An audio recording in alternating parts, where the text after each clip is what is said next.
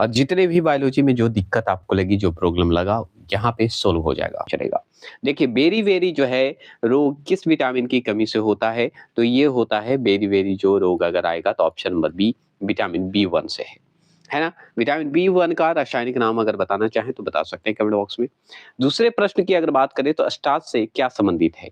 Starch जो है किससे संबंधित है? स्टार्च से क्या संबंधित है? ये पूछ रहा है, तो ऑप्शन नंबर 2 का 1 होगा। जो 1 लगाए होंगे वो सही लगाएँगे। अब चलिए तीसरे प्रश्न की बात करते हैं। तीसरा प्रश्न है कि अस्कार्विक रोग जो है किस विटामिन की कमी से होता है? अगर आपको स्लो लगेगा तो आप स्पीड करके वीडियो को देख लीजिएगा।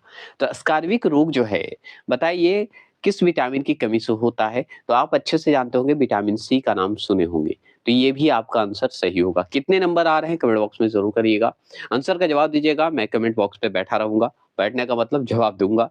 चौथे प्रश्न की बात करें पेप्सिन होता है। तो पेप्सिन क्या होता है? पेप्सिन बताइए इस 4 ऑप्शन के हिसाब से। तो ऑप्शन नंबर जो बी लगाएँगे वो सही लगाएँगे, एंजाइम होता है।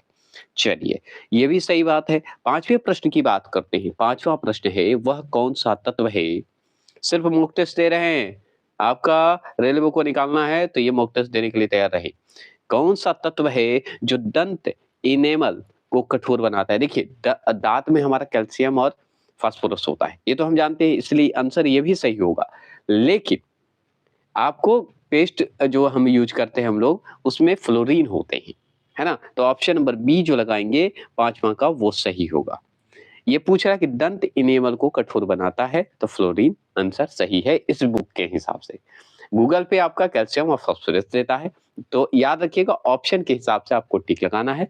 वहाँ पे अगर कैल्शियम और फ्लोरीन भी अगर देगा, तो अगर आपको पूछा कठोर बनाता है, तो आप याद रखिएगा ऑप्शन नंबर बी लगाइएगा। और पूछेगा दंत इनेमल है, तो दंत इनेमल में क्या है? तो कैल्शियम और फास्फोरस है। ये भी जवाब दे सकते हैं।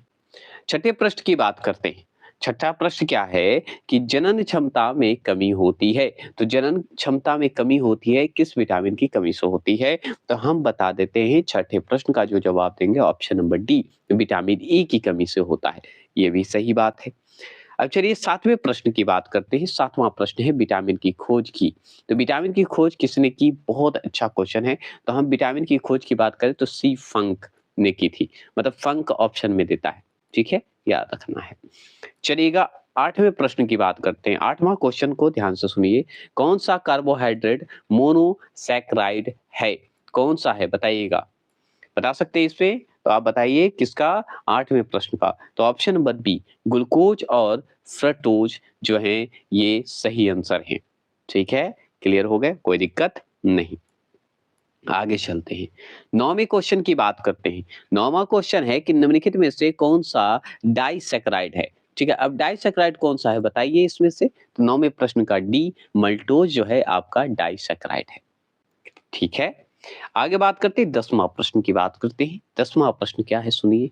निम्नलिखित में से कौन-सा दूध प्रोटीन है? कौन-सा जो है दूध प्रोटीन है? इस ऑप्शन के हिसाब से फटाफट जवाब दीजिए। तो option number C casein. Casein याद रखिएगा दूध प्रोटीन है। आगे बात करते हैं। 11वें प्रश्न की बात करते हैं। 11वां प्रश्न है किस विटामिन को हार्मोन भी कहते हैं? कौन से विटामिन को हार्मोन कहा जाता है? बहुत अच्छा क्वेश्चन है। 11वां प्रश्न का जवाब देंगे।